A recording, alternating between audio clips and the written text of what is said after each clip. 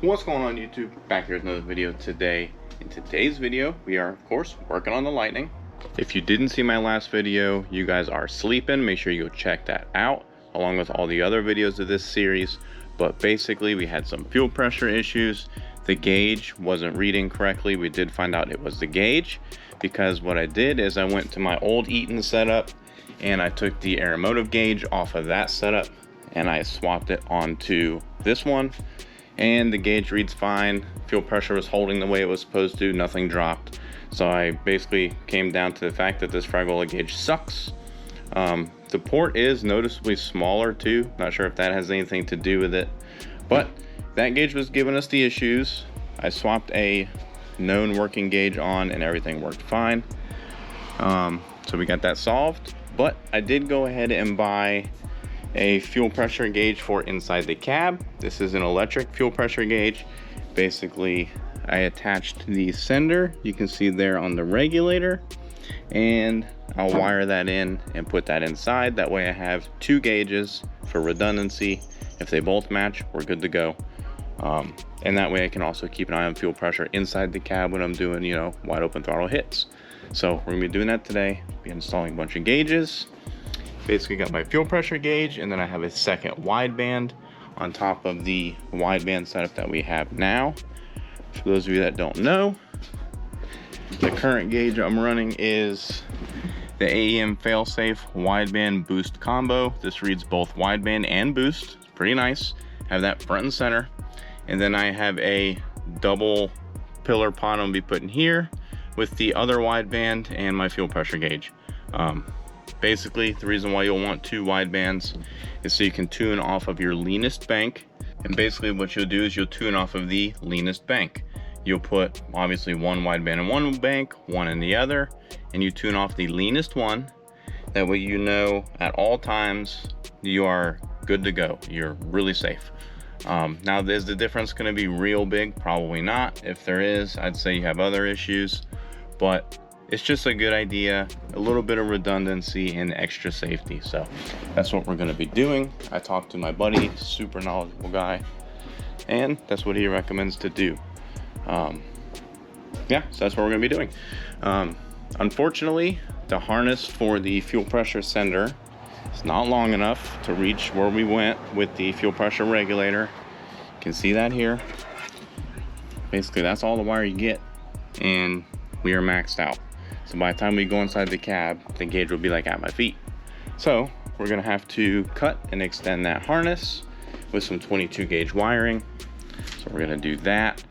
It should be pretty easy. I'm gonna solder everything real nice with shrink tubing and get that extended.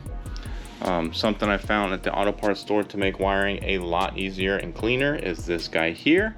This is a fuse panel. This is really cool. Basically what you do is you can feed your power in right here on this stud, and then it powers this whole panel, and you can have each little section here you can see is where you feed your power to whatever item you want, and each item has its own fuse. It's really cool. So basically you mount this somewhere, feed it some power. We're going to do that with, you know, just an add a fuse. We'll feed that power, and then each gauge will have its own power output with a fuse, and that'll just make it really nice and clean. I think that'll make for a nice clean install. And then we'll probably run all the grounds for the gauges to one connector and put them all together and bolt this up to the ground thing under the dash and be good to go. So I'm gonna go ahead and get to work on soldering this wire extension I got here. Probably not gonna film that, I've already done videos on that before. So I'm gonna go ahead and get to work on that, and we'll come back to you. All right guys, so we got my harness extended and ran. You can see there, got the sensor, ran the harness nice behind the wiring loom up here. Basically came right out and into the grommet. You can see down there, got all my stuff running through the grommet. Inside, I'll show you what I ended up doing and came up with. Everything is done. And go easy on me guys in the comments, because I'm nowhere near a good wirer. I hate wiring. It is like the bane of my existence, but I did the best I could with, you know, pretty much the best I could. Not really a big wire guy, so easy on me in the comments, but I think I came up with something clean. This is the kick panel. Basically remove the kick panel. You can see there, got the power distribution box with the fuses. I ran the power for all the gauges. I ran all the grounds to, I don't know if you guys can see, it's like shadows everywhere. Ran the grounds to this guy here. There's a ground nut right there. And I basically ran all the grounds to an eye loop and then grounded it there. You can see, just did crimp connections. It's not a real big deal for those. I did solder the analog output to the firewire, but for the grounds and stuff, I just simple crimp connectors. I did simple crimp connectors for the spades that connect to the power box. Just kept it simple, guys. Like I said, I'm not a freaking wire guy, so did the best I could with that. Basically, you can pull this trim out here. You can see that. If you pull that trim out, you can run your wires up behind here. There's like a little lip, and then I'll have my pillar here. The pillar hasn't came in yet, so they're just kind of laying there, but everything is wired in. I'm gonna go ahead and tuck these in, put my trim back, and when my pillar comes in, obviously, you know, just run my pillar real quick, but the gauges are all installed. You saw my wiring. I think it came out pretty good considering I absolutely hate it, but that's gonna look really nice. It's pretty clean. And then we're gonna put the kick panel there and you'll never see any of it. Yeah, super happy with the outcome of that. I'm gonna go ahead and finish putting my interior back together, and then we'll hook up the battery, turn the key, and make sure everything works. And I did want to go ahead and address this now because I'm sure I'm going to get comments about it in the comment section. Using crimp connections on the inside of the cab I feel is perfectly acceptable. It's not exposed to the weather or elements or anything like that that would cause the wires to corrode at an accelerated rate. So I feel it's perfectly acceptable to do crimp connections on the inside of the cab. Anywhere that is exposed to the elements and weather, stuff like that, I used really good soldering techniques. I did the harness with real nice solders. If it wasn't perfect, I cut it, did it again until I got really nice, really clean solders, heat shrinked it properly, all that stuff. So, you know, the crucial stuff is soldered. The only corners I cut, if you want to call it, were in the cab where you saw that I used the crimp connectors, but I feel like that's perfectly fine. I even took the time to solder the analog output to the firewire for data logging so that gets proper signal.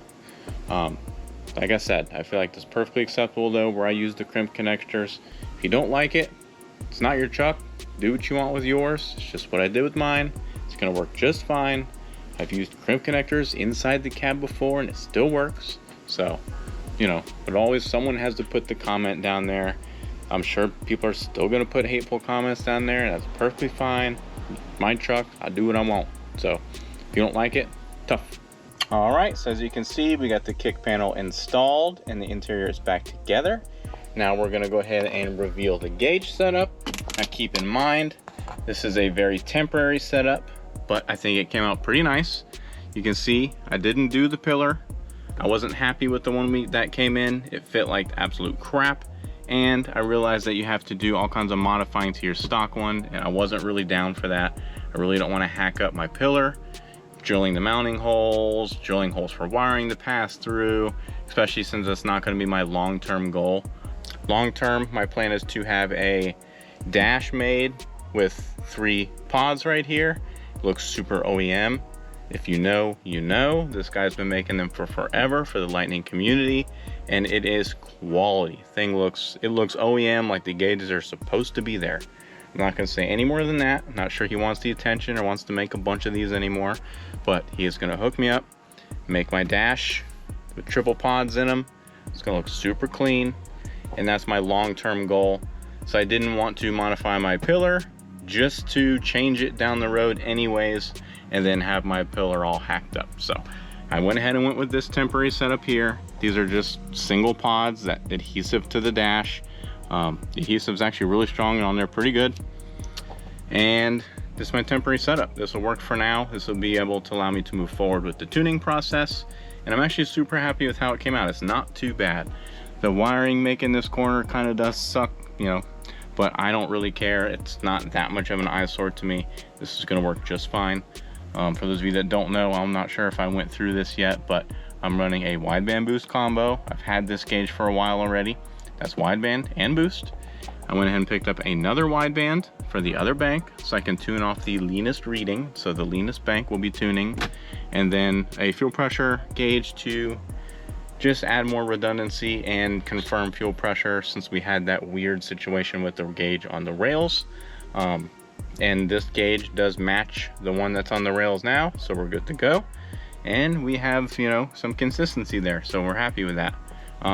This may not be for everyone. I'm sure I'm gonna get some hateful comments on how it looks tacky, and you know, you normally do clean installs, this not very clean. Fully aware this is not the cleanest way to do it, but this will work for now. Like I said, I have a long-term plan for doing clean gauges. This isn't it. This is just temporary until I can get my, you know, pod set up the way I want, made, installed, all that stuff. This will work for now though. This will get me by. So I'll be able to move forward with tuning and get this sucker driving down the road. Anyways, just figured I'd show you guys the gauge setup, all done. Everything's working, wired up, ready to go. And that's gonna be it for today's video, guys. Make sure you drop a thumbs up on the video. Really helps it out on YouTube. Leave a comment down below. Even if it's some hate and how you hate how it looks and it's tacky, whatever, go ahead and say it. I don't care, because it's going to be able to get me to get this thing back on the road and proceed with tuning, so I'm good with it. But yeah, that's going to be it, guys. Subscribe to the channel if you're new. We got plenty of more lightning content to come. Of course, this build's just getting started, so can't wait to get into this, guys. We'll see you in the next video. Later.